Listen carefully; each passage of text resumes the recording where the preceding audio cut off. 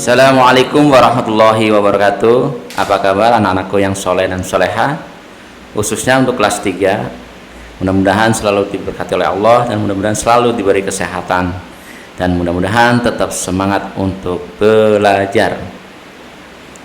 Untuk hari ini pembelajaran mengenai mata pelajaran PAI, kami akan menyampaikan yaitu tentang bab 1, yaitu tentang surat An-Nasr.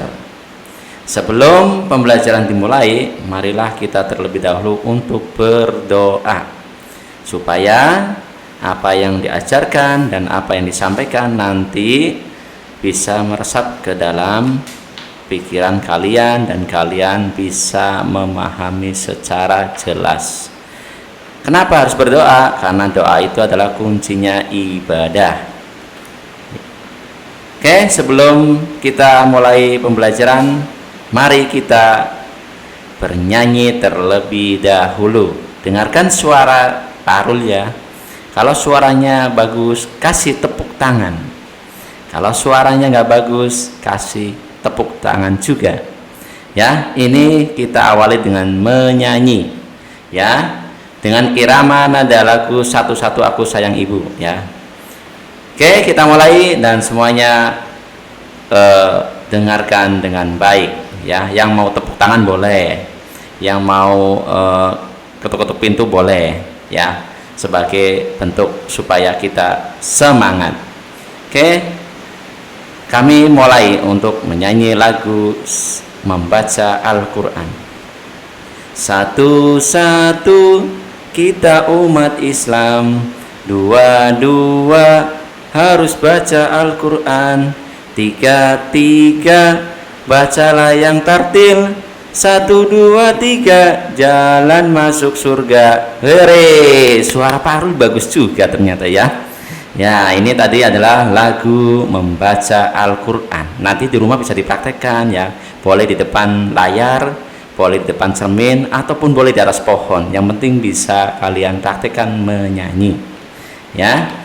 Nah, ini kita mulai dengan materi. Sekarang semuanya buka telinga kanan dan tolong telinga kiri untuk ditutup ya, dan perhatikan secara seksama apa yang disampaikan oleh Pak Arul mengenai pelajaran bab 1 yaitu surah An-Nasr. Kemarin sudah disampaikan dalam pertemuan pertama yaitu surah An-Nasr. Sekarang kita melanjutkan lagi tapi masih seputar bab 1 ya. Kita awali dengan doa sujud syukur ya. Kenapa kita harus bersyukur? Karena kita ini adalah umat Islam, harus selalu mensyukuri apa yang diberi oleh Allah, dan ini adalah doanya ya. Sajada wajhiya lilladzi khalaqahu wa sawwarahu wa saqqa sam'ahu wa basarahu bi haulihi wa quwwati fatabarakallahu ahsanul khaliqin ya. Yang artinya aku sujudkan wajahku ini kepada yang menciptakan dan yang membentuk rupanya dan yang membuka pendengarannya dan penglihatannya. Maha suci Allah sebaik-baik pencipta. Nah, kalian ketika mendapatkan rezeki atau sesuatu yang menyenangkan, maka bersujudlah kepada Allah, berterima kasih ya dengan membaca sujud ini ya. Ini sudah bisa dihafalkan nanti. Paling 1 hari juga insya Allah hafal ya, karena doanya pendek. Berikutnya adalah kami ingin menggugah semuanya untuk anak-anak kelas 3. Kenapa kami menceritakan tentang beberapa anak yang menoreh tinta emas ya. Kalau kalian ketika bulan puasa Ramadan itu sering kali ada tampil di RCTI, yaitu lomba hafiz Al-Quran anak Indonesia, yang semuanya itu anak-anak yang masih berumur sekitar 6-10 tahun.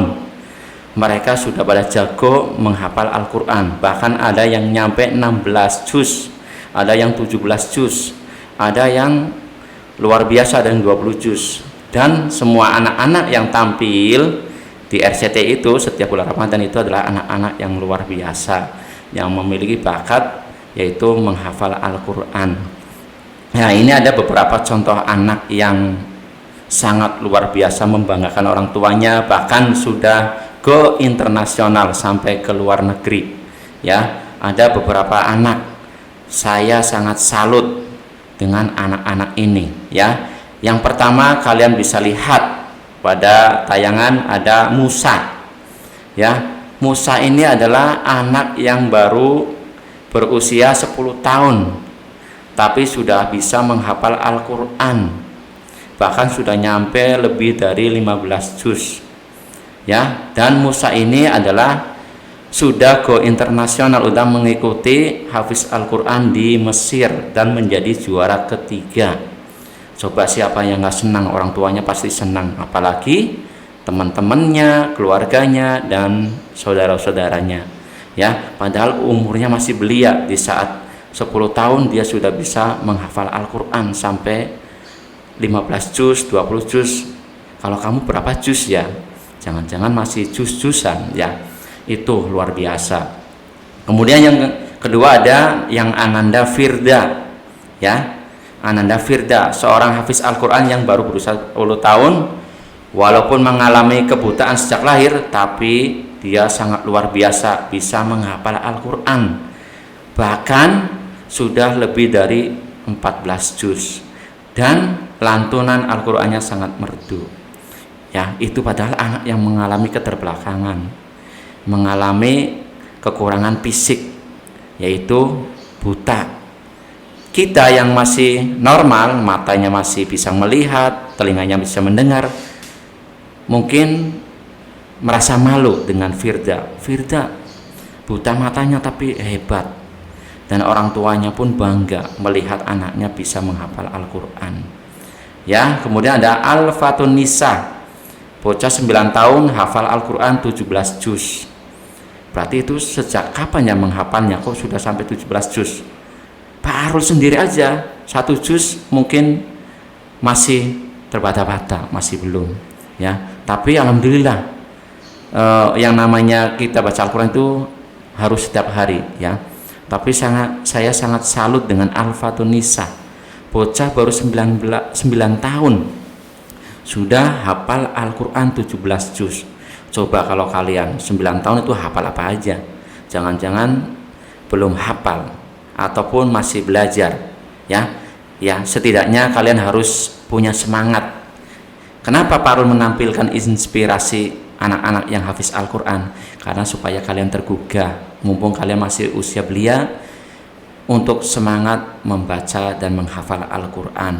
Kemudian ada yang namanya Naza. Ya, ini anak yang mengalami kecacatan fisik. Ya, tetapi sangat luar biasa, dia pandai menghafal dan membaca Al-Quran.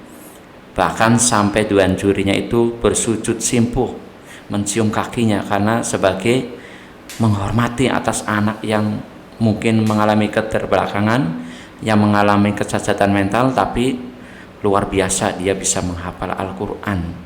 Ya, coba kita harusnya sangat malu terhadap sosok Nazza, Firda yang mereka notabene masih punya kecacatan fisik, tapi mereka sangat luar biasa dalam menghafal Al-Quran.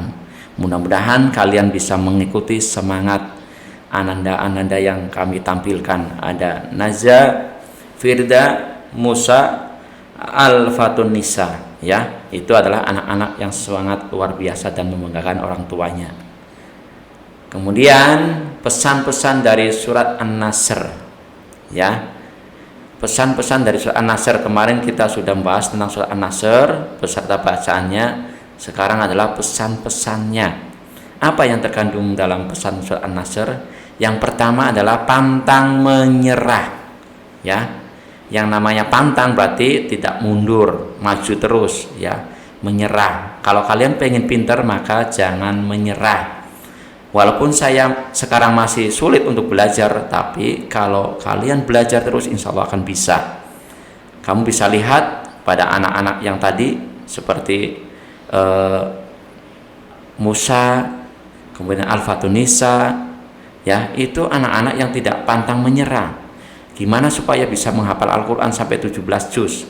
padahal usianya masih belia, tapi dia terus belajar dan belajar sehingga mampu menghafal Al-Quran dalam kurun usia 10 tahun sudah sampai 17 juz. Kemudian pesan yang terkandungnya adalah tidak mengeluh, ya.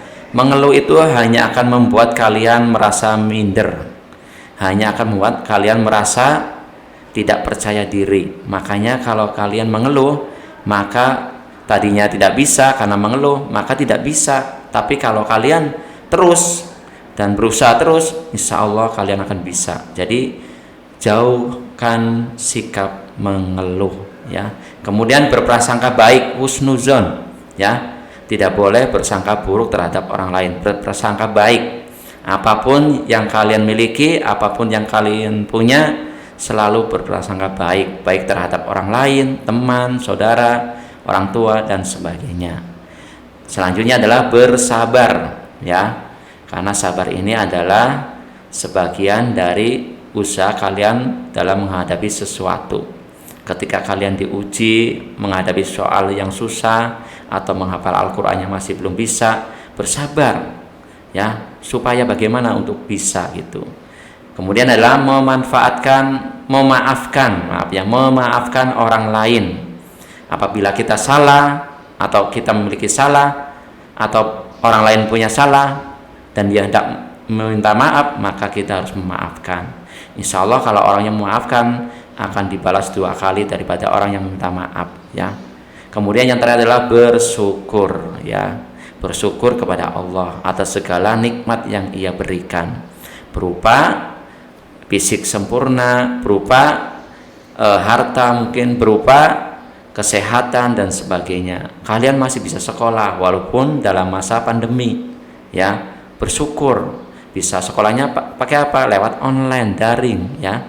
Coba kalau yang di daerah-daerah terbatas, mungkin di pelosok, dia nggak bisa sekolah, nggak bisa memanfaatkan jaringan telepon, HP karena tidak ada sinyal.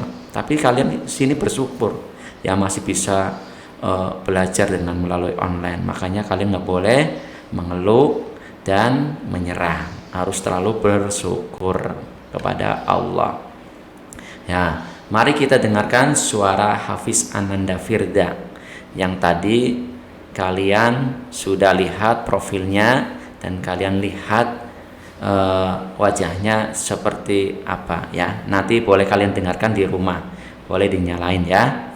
Ini adalah beberapa profil dari Ananda Firda, ya, yang tadi Pak Lu ceritakan di awal, yaitu anak yang memiliki keterbatasan fisik, yaitu buta, tapi bisa mengaji dan menghafal Al-Quran dan hafal beberapa juz, ya. Nanti kalian boleh dengarkan di rumah sambil kalian tidur ataupun sambil kalian belajar, ya. Ini adalah suaranya. Salah satu, ya, Ananda Firda yang sudah melafalkan bahkan menghafalkan Al-Quran, ya, itu sudah terbukti dengan melalui ajang mengikuti tahfiz Al-Quran di RCTI, ya, yang tayang ketika di bulan Ramadan. Mudah-mudahan itu menjadi inspirasi kalian, ya, walaupun dalam keterbatasan, tapi untuk menghafal Al-Quran itu sungguh luar biasa. Dan sebagai kegiatan yang terakhir di pembelajaran ini, nanti kalian mewarnai gambar, ya, mewarnai gambar tersebut semuanya mulai dari bagian kepala, peci sampai dengan mushaf Al-Qur'annya. Kalian warnai dan nanti boleh kirim melalui via WA, ya. Kami tunggu sampai jam 13.00. Oke. Demikianlah untuk kegiatan pembelajaran hari ini. Semoga bermanfaat. Kurang lebihnya kami mohon maaf. Assalamualaikum warahmatullahi wabarakatuh.